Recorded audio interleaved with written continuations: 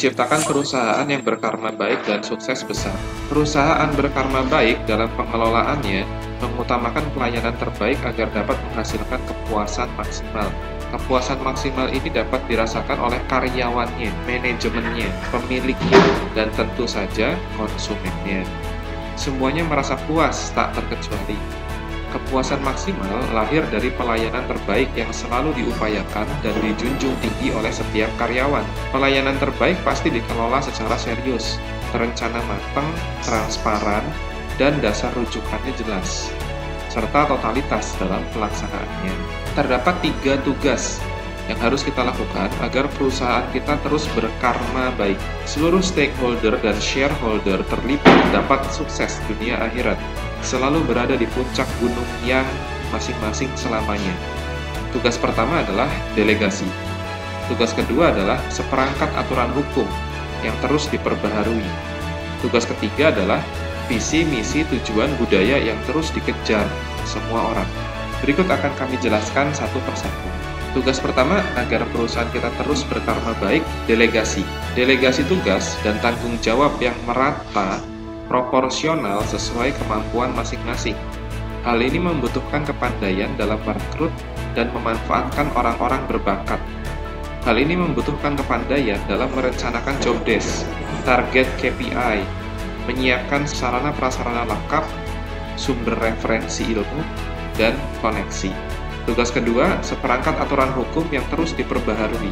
Seiring berkembangnya perusahaan, masalah yang muncul akan semakin kompleks. Masalah ini tidak cukup diselesaikan dengan mengandalkan orang-orang berbakat.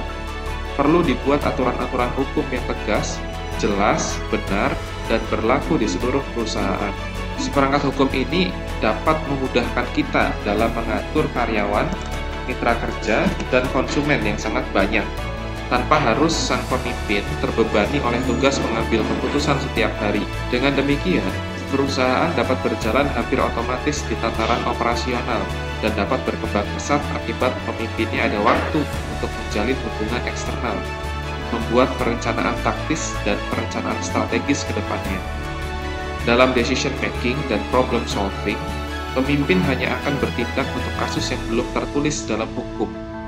Selain itu, hukum baru harus diciptakan sebagai penyempurna berkelanjutan. Tugas ketiga, visi misi yang terus dikejar semua orang. Visi misi tujuan dan budaya perusahaan harus betul-betul diinternalisasi di benak dan sanubari kita semua. Setiap mitra kerja paham, dan setiap konsumen pun mengerti apa yang kita perjuangkan ini, karena mereka mendapat sosialisasi rutin tentang hal ini. Jika perusahaan kita sudah berkarma baik, sudah berada di jalan yang lurus, secara otomatis bertahap, insya Allah para karyawan semakin makmur, karena perusahaan pun semakin makmur. Namun, berhati-hatilah untuk tidak terlena dan bersenang-senang. Hati-hatilah dengan bahayanya kekuasaan dan kesenangan yang berlebihan, tanpa ada kontribusi lebih besar yang kita berikan untuk perusahaan. Jangan terjebak dalam kenikmatan sesaat akibat kemenangan hari ini, sehingga lupa bahwa kedudukan yang saat ini harus tetap kita pertahankan selama mungkin. Dengan cara terus-menerus gigih bekerja, dan bekerja, mewujudkan visi-misi tujuan perusahaan sebanyak dan secepat-cepatnya tanpa henti sedetik pun. Semakin membesarnya perusahaan, meluasnya wilayah pemasaran dan distribusi, maka perlu dibuat sistem pemerintahan hierarkis sebagai perpanjangan tangan kantor pusat dan untuk mempermudah administrasi di tiap wilayahnya. Zaman sekarang, hal ini dipermudah dengan penggunaan teknologi ERP, Enterprise Resources Planning. Maka sudah sepatutnya kita memahami konsep ERP dan mulai merekrut tim yang mampu menerapkan teknologi ini. Sama halnya kesuksesan negara mendatangkan lebih banyak rakyat, kesuksesan perusahaan pun mendatangkan lebih banyak pegawai, lebih banyak mitra, koneksi, dan lebih banyak konsumen. Semakin banyak stakeholder ini, semakin mulia dan kaya perusahaan. Tapi ini tidak gratis. Ini harus dibayar dengan semakin beratnya kewajiban untuk melayani mereka semua. Semakin sukses diri kita, mendatangkan semakin banyak kewajiban, mendatangkan lebih banyak ambisi, target, dan rentetan keinginan baru. Ini wajar, karena kita berada di bukit yang dan terus menggunung. Sebaliknya pun demikian, kegagalan diri kita mendatangkan lebih banyak kesulitan, Kegagalan demi kegagalan dalam diri kita itu mendatangkan lebih banyak kesulitan, mendatangkan lebih banyak derita, kecewa, dan perasaan rendah diri. Ini pun wajar, karena saat itu kita berada di lubang yin. Tantangannya adalah bagaimana bisa secepat-cepatnya kita keluar dari lubang yin.